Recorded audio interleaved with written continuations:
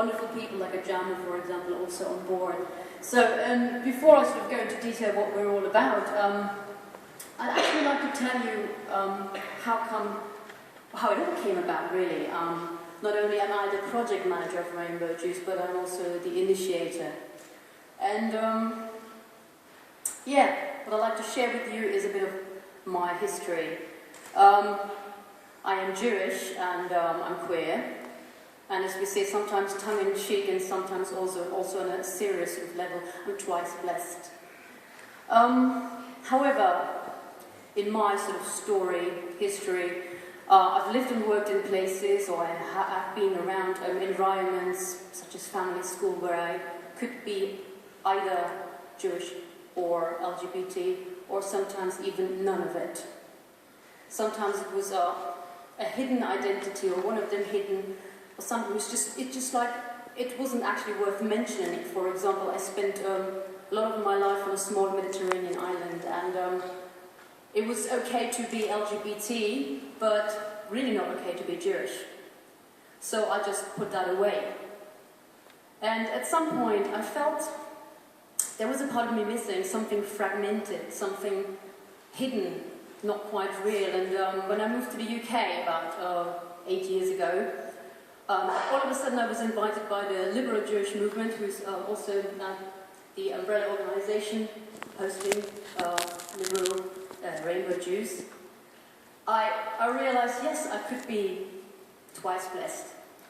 And I don't know if you know much about the liberal Jewish movement.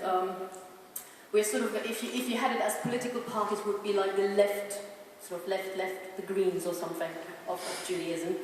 And we actually are on the forefront of LGBT and human rights and sort of the whole agenda, sort of diversity and inclusion. For example, we employ a very high number of gay and lesbian rabbis, and we're hoping very, very soon to have our first trans rabbi as well in the UK. That's all in the pipeline. So we've been inclusive from the start, the movement roots in socialism. So it was very easy to start working within that movement and feel twice blessed finally. But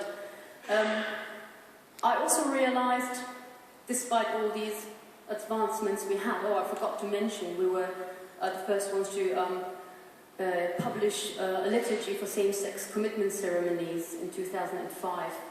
That was together with some legislation moving here and things like that. Anyways, yeah, I didn't realize, okay, there is a very colorful, diverse, amazing history, especially around the liberal Jewish movement, but what about the rest?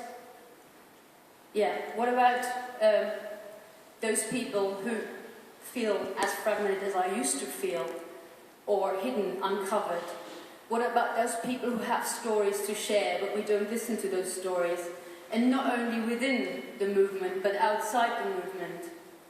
And so I started thinking, something has to be done, something has to happen to uncover, unearth this history that exists. Those stories are there, but they're just not captured.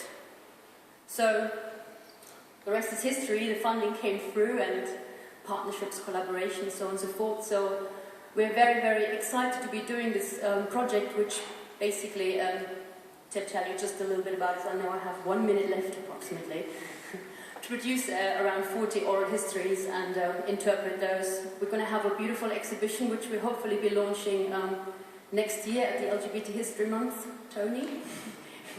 Yeah. So by then we'll have all those histories, we'll have a beautiful collection with the archives we're working together with, and many, many things more. So I'm here to invite you to take part in this history, this heritage, to uncover it, to discover it, to unearth it. Please feel welcome. You don't have to be Jewish, you don't have to be LGBT, you can just be a part of this. And yeah, I'll hope to, if you want to know more about it, we have a stall there, we've got lots of flyers and lots of other things to share with you. So thank you very much for having me here.